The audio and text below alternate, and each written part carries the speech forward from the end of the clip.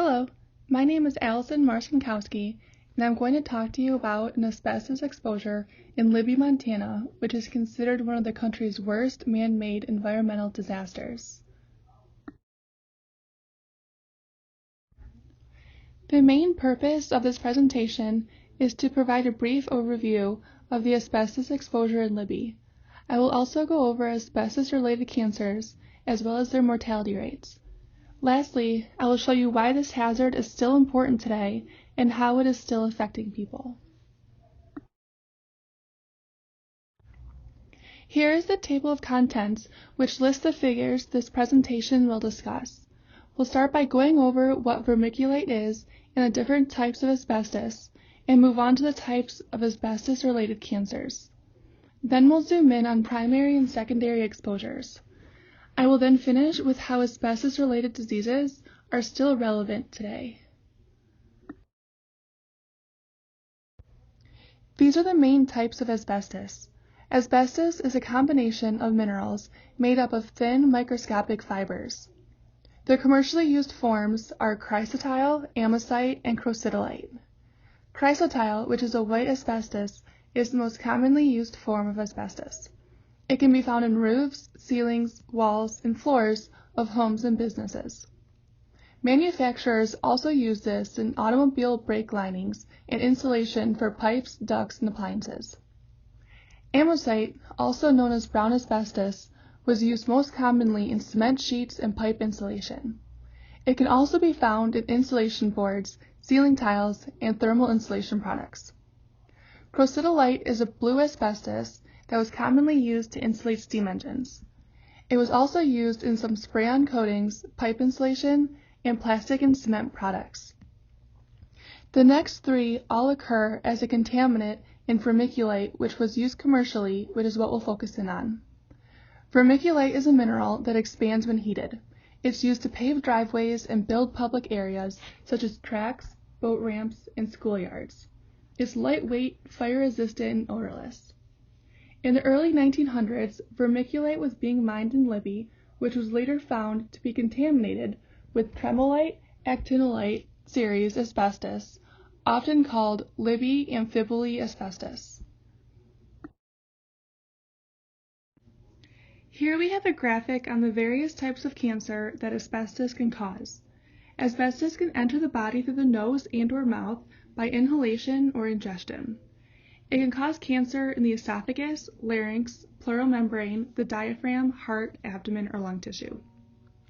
The most common forms of cancer linked to the exposure at the Libby mines is mesothelioma, lung cancer, ovarian cancer, and cancer of the larynx, while the most common non-cancerous disease is asbestosis. Asbestos had spread quickly throughout Libby. Community members were greatly affected because W.R. Grace, who owned the mines, had distributed its leftover vermiculite for use in playgrounds, backyards, gardens, roads, and other locations. It also spread through the air in layered areas of the town, such as the baseball fields where children played and parks where people spent their time. A cohort study was done on asbestos-related mortalities among those community members with secondary exposure. It consisted of 694 death certificates from those who had lived in Libby and did not work in the mines. As you can see, non-malignant respiratory disease, which includes asbestosis, was a leading cause of death in this study. Next were malignant neoplasms of respiratory organs, which include mesothelioma, lung cancer, and cancer of the larynx. Then you have malignant neoplasms of digestive organs, and then ovarian cancer.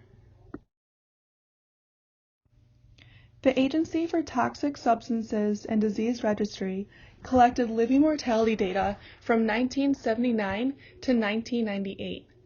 During this time period, workers from the vermiculite mine in Libby accounted for 92% of asbestosis deaths, which was 40 to 80 times higher than expected, and 67% of mesothelioma deaths and 17% of lung cancer deaths. This study concluded that asbestosis and mesothelioma were found almost exclusively in former mine workers. Increases in lung cancer mortality could also be explained by occupational association with the mine and milling facility.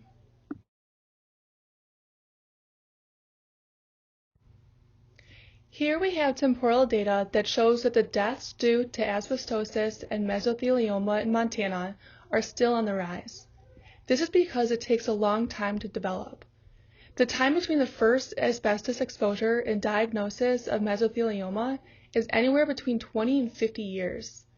Even when the town was cleaned up, the risk of mesothelioma remains.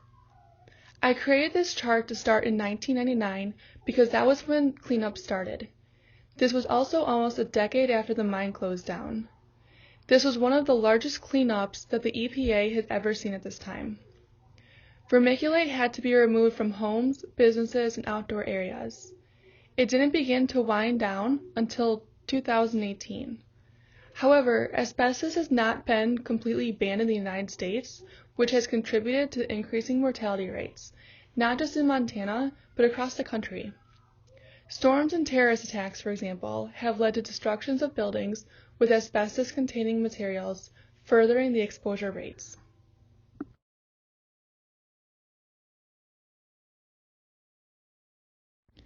These are the key points to take away from this presentation. Vermiculite began being mined in 1919 in Libby. It was being used in construction material and was sent all over the world.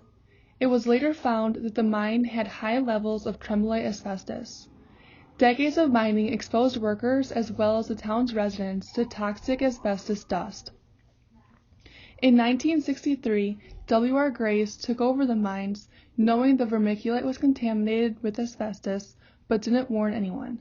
Hundreds of residents had died, and thousands more are suffering from exposure-related illnesses. The mine closed in 1990, but Libby did not gain attention or receive federal intervention until 1999, when the EPA stepped in to finally clean up the town. The effects from this environmental hazard still remain today.